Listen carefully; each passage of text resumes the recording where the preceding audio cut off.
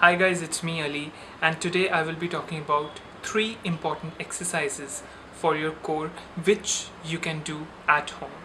Now, before I tell you that, it is very important to understand the importance of core.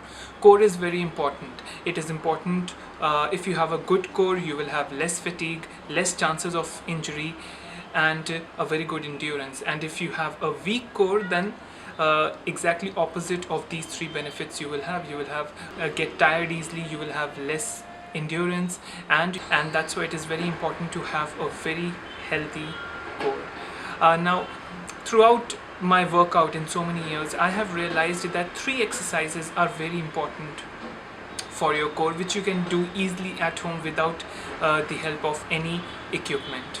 The first one, which you all can do and which is for the beginners, I would say, is crunches. Now, it is something which it is an exercise from which you should start working on your core. If you're a beginner, then this should be the first exercise for you, crunches, and it will be working on the upper part of your abdomen, and you can easily do it. You can keep your hands at the back of your head and try to get close to your knees, just on the basis of your core strength.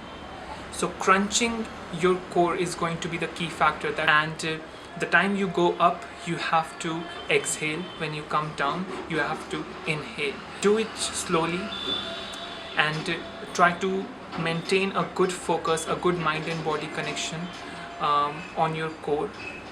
And it is a very simple exercise. I think all the beginners and even people who are advanced, I still do it. I've been working out on my core since I was a teenager, and I still do it.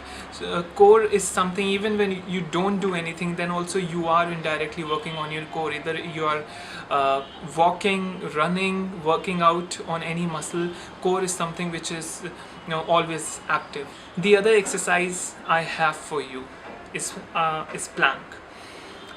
So just by the name, it is quite clear that you have to take the form of a plank.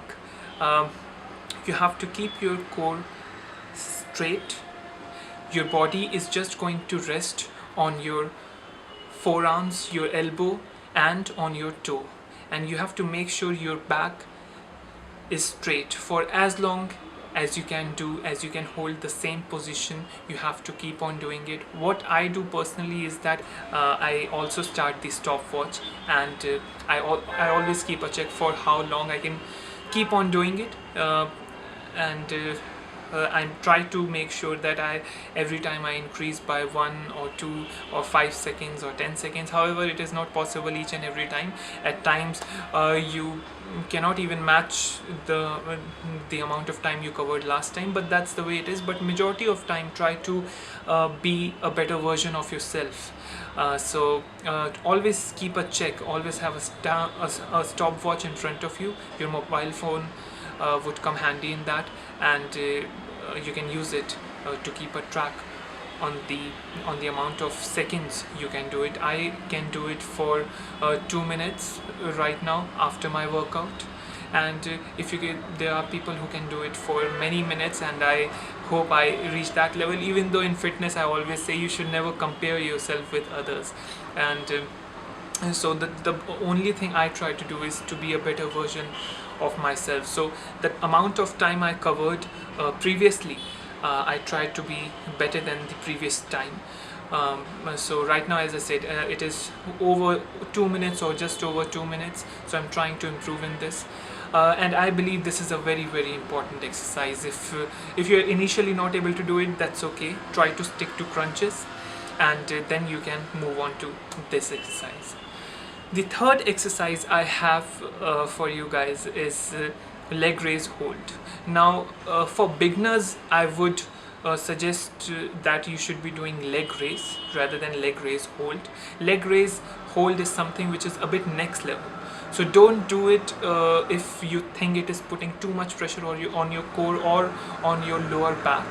My suggestion to you guys to do it once you are able to do at least 20 leg raise repetitions easily. So once you are able to reach 20 leg raise repetition, then in my opinion you should try a leg raise hold. It is I find it more difficult than plank. For every individual it's a different story. For some maybe leg raise hold is going to be easier than the plank, but for me plank is easier and leg raise hold is something which is more difficult. Maybe because I started doing leg raise hold later on in my life, much later on in my life. I've been doing plank from many years, but I have just started doing leg raise hold just a few weeks or months back. So maybe that's the reason it is more tough for me, but it really puts a lot of pressure on my core and I cannot do it more than 70-80 seconds for now. So that's how you can keep a track of yourself. I am again trying to be a better version of myself even in this exercise also.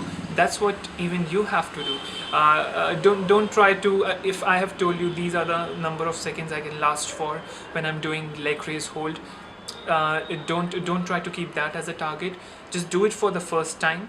Once you are able to do leg raise properly, then try a leg raise hold, and if you are able to do it even for 10 seconds, that's okay. You are your own competition, so try to be a better version in this exercise also, and you will see that a day will come that you are able to hold yourself either in leg raise hold exercise or in plank for a very long time. Work out on the other muscles also, but core is probably the most important part of your body. So I hope this video was helpful for all of you, and I would request you to please subscribe the channel if you like the video.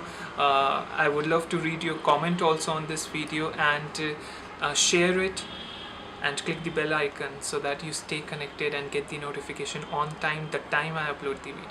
Thank you so much and have a nice day.